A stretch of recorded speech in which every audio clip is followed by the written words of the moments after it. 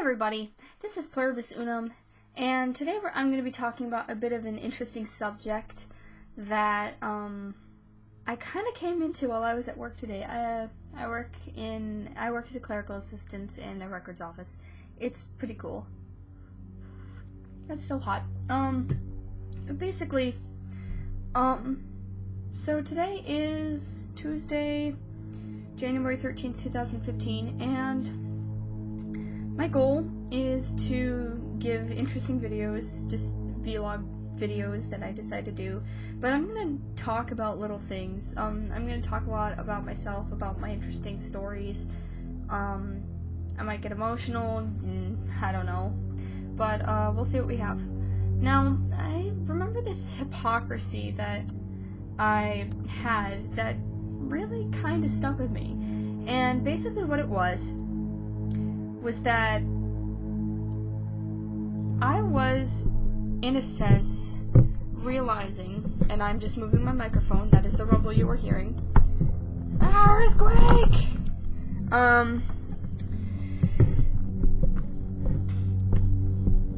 Basically, the hypocrisy that I was dealing with today, that I kind of realized on my own, was that we kind of have different people inside ourselves, and yet we don't really realize it. Now, before I begin, I'm not talking about the psychological condition known as dissociative identity disorder. I can relate a couple accounts regarding that, and I don't really want to go into too many details because at best people could say I could be an atypical variant of such, but there's a lot of different things it could be, and frankly, I don't want to narrow it to a simple label because that's stupid. So, I basically am going to talk about a very big hypocrisy, not in the psychological realm, but in the social realm. And it's kind of interesting because, as I figured out, we tell ourselves that characters and actors and such, or characters and voiceover actors, or characters and the models that are being portrayed in photos, for example, all those examples, we tell ourselves that those individuals are separate from their characters. Now, we know this because they're different on camera than they are off camera. It's their job. It's not something so privy as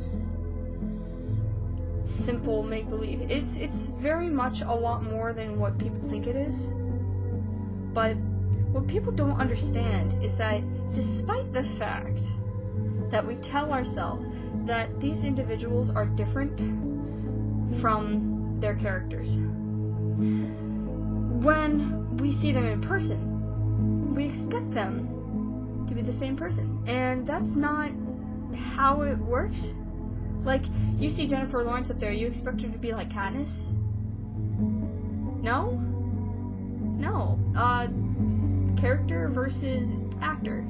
And I can understand it, but, like, we actually acknowledge that people have different identities than their normal ones, and that's normal, but we don't really respect individuals as people when they have a separate identity. We think of them as the same person.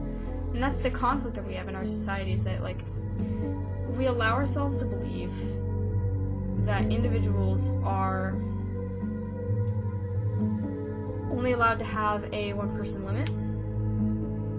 And that's just not true, because actors very much have to let themselves kind of sink into the character. Like, they have to, if you don't know about this, when you go to college and you do any sort of acting, whether it be voiceover, whether it be stage acting, whether it be camera, film acting, it's very, very, very important to know that you have to do a lot of research on your character. You can't just, like, jump into it. Like, there are some cases where they're really good at that, and they've done that, and, like, they've read through the script, they've scored the script, they've done a character analysis, all in their head. And that's great. But, like, as an amateur actor, as an amateur actor, your number one priority is to make sure you know what you're doing. Because before you can be real, you have to know what makes the character real. Not only to the world around it, what makes it realistic, what makes it, like, factual. But you want to know what makes it real for you. Because if you don't know what makes it real for you, it's not worth it. If you can't do something, if you can't do a voice, if you can't do a character, if you can't pose like a way that doesn't really reflect something truthful, why do it?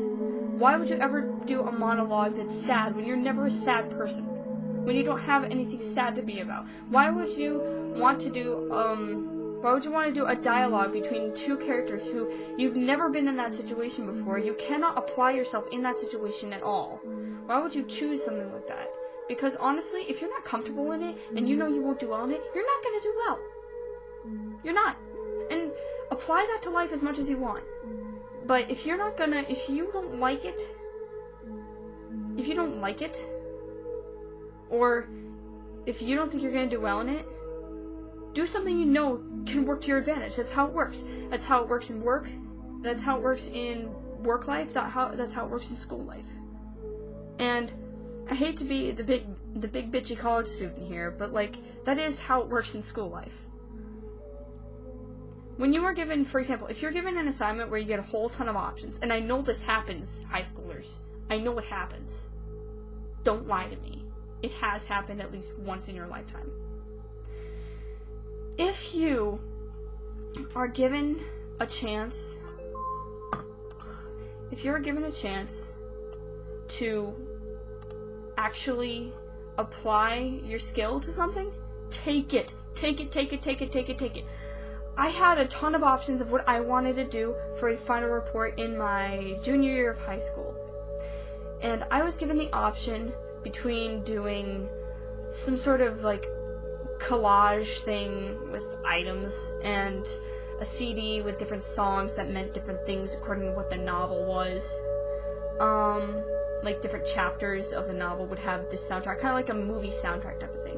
And then I was given a choice to write a thing. I was given a choice to write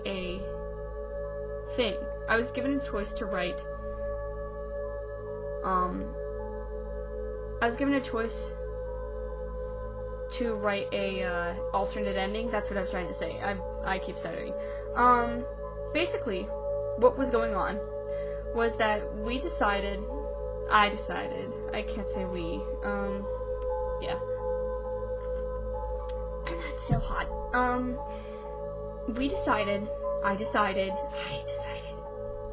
we as in my mom and I, yeah. I decided I was gonna do the CD thing because I thought it would be cool, but my mom was like, honey, you're not good at doing cinematography, and she's right. I'm really not. As you can see here, I have a very bare bones setup when it comes to, how I'm doing this. But, I'm a very good writer. And I'll tell you why. Because I tried to fit in, something that I think that Mark Twain, because I was reading Huckleberry Finn, I think that Mark Twain would have gotten a kick out of, and at the same time, he would have been pretty pissed. What I did is I killed off Tom Sawyer in my alternate ending. And I'll tell you why. Because Mark Twain was a realist. And Tom Sawyer is basically a character created in his own book. He has his own book, but he also was put into Huck Finn to clash with Huck Finn's realism. And the reason why that is that he's trying to make Tom Sawyer look like the biggest fucking idiot there is. And I'll tell you why. Because he's explaining that idealism and romanticism is stupid. You don't romanticize slavery. And that's the point he's trying to bring up. And what I did is, when Tom gets shot,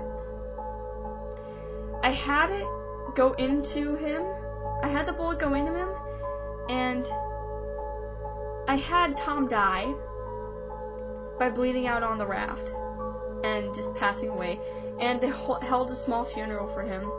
And basically, I talked about how After that, Huck Finn would make some comparison about how, while idealism is lovely, it doesn't hide.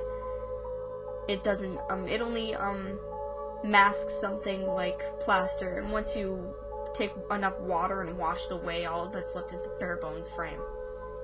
And that's the point I'm trying to make, is that no matter how much plaster is on someone, no matter how many roles they take up, they still have the bare bones. They're not just a frame, they're not just a shell, they're not just a mask. They're human. And that's all I have to say.